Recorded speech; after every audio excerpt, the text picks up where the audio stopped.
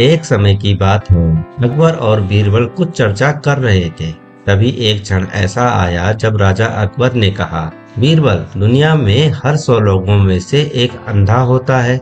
राजा की यह बात सुनकर बीरबल उनकी बात से असहमत हुए और बोले, महाराज, मेरे हिसाब से आपका आकलन कुछ गलत प्रतीत होता है। दरअसल दुनिया में अंधे लोगों की संख्या दृष्टिमान लोगों से कहीं ज्यादा है। बीरबल का यह उत्तर सुनकर राजा बहुत आश्चर्यचकित हुए। उन्होंने कहा, जब हम अपने चारों ओर देखते हैं तो दृष्टिमान लोगों की संख्या अंधों से अधिक प्रतीत होती है। ऐसे में अंधों की संख्या दृष्टिमान से अधिक कैसे हो सकती है? राजा अकबर की यह बात सुनकर बीरबल कहते हैं, महाराज, एक दिन मैं आपको यह जरूर साबित करूंगा कि दुनिया में अंधों की संख्या दृष्टिमान लोगों की संख्या से कहीं ज्यादा है। बीरबल के जवाब पर राजा अकबर कहते हैं, ठीक है, यदि आप इसे प्रमाण सहित सिद्ध कर सकें तो मैं भी इसे अवश्य स्वीकार कर लूंगा। उस दिन यह बात वहीं रुक जाती है। लगभग 2 दिन बीत जाने के बाद राजा अकबर इस बात को पूरी तरह से भूल जाते हैं। लेकिन बीरबल अपनी बात को साबित करने के तरीकों के बारे में सोचने में व्यस्त रहता है। लगभग 4 दिनों के बाद बीरबल एक योजना लेकर आता है और 2 मुनीमों के साथ बाजार की ओर जाता है। बीच बाजार में पहुंचकर बीरबल वहां मौजूद सिपाहियों से एक खाट का ढांचा मांगते हैं और उसे बुनने के लिए एक रस्सी भी ले आते हैं। अब बीरबल अपने साथ लाए दोनों मुनीमों को अपनी दाईं और बाईं ओर की कुर्सियों में बैठने का आदेश देते हैं। यह भी ध्यान रखें कि दाईं ओर बैठा अकाउंटेंट अपने राज्य में मौजूद अंधे लोगों की सूची तैयार करेगा और बाईं ओर बैठा अकाउंटेंट दृष्टिमान लोगों की सूची तैयार करेगा।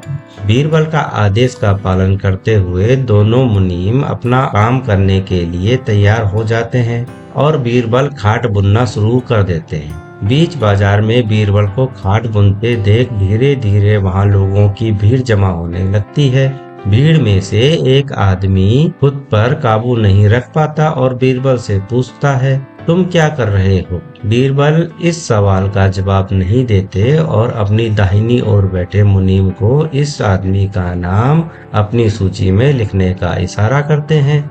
जैसे जैसे समय बीतता रहा, आने वाले लोगों की संख्या बढ़ती जा रही थी और आने वाले सभी लोग अपनी जिज्ञासा को शांत करने के लिए बीरबल से पूछ रहे थे कि वह यहाँ क्या कर रहे हैं। उस समय बीरबल अपने दाहिनी मुनीम को संकेत देकर यह प्रश्न पूछने वालों का नाम अंधों की सूची में जुड़वा रहे थे।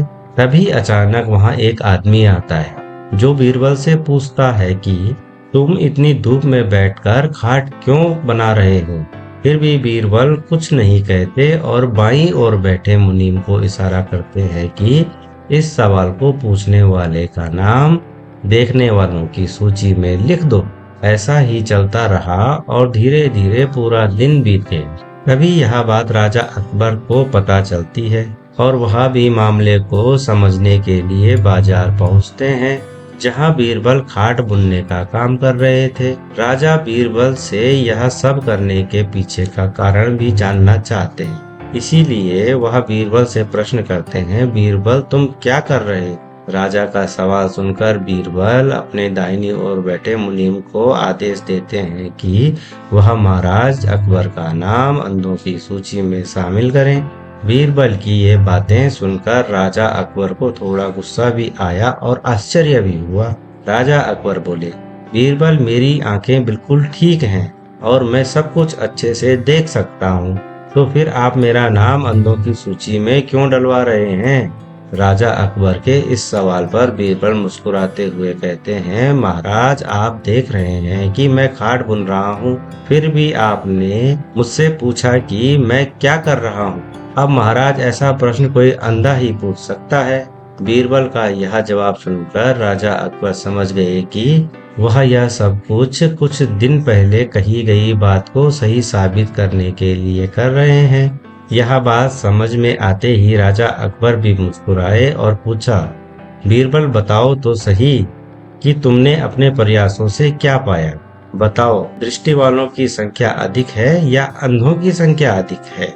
राजा के पूछने पर बीरबल जवाब देते हैं, महाराज मैंने जो कहा था वह सच निकला कि दुनिया में अंधों की संख्या दृष्टिवान लोगों की संख्या से अधिक है। मेरे द्वारा तैयार की गई दोनों सूचियों की तुलना करके आप भी इस बात को अच्छे से समझ सकते हैं। बीरबल का जवाब सुनकर राजा अकबर जोर जोर से हंसते हैं और कहते हैं, बीरबल तुम अपनी बात साबित करने के लिए कुछ भी कर सकते हो। तो दोस्तों आज की कहानी हमें यह सिखाती है कि जो व्यक्ति देख पाने में सक्षम होने के बाद भी मूर्खतापूर्ण प्रश्न पूछता है वह अंधों के ही समान है। तो दोस्तों आपको आज की कहानी कैसी लगी कमेंट करके जरूर बताना। कहानी अच्छी लगी हो तो एक लाइक अवश्य करें। कहानी को अंत तक सुनने के लिए आप सभी का बहुत बहुत धन्यवाद।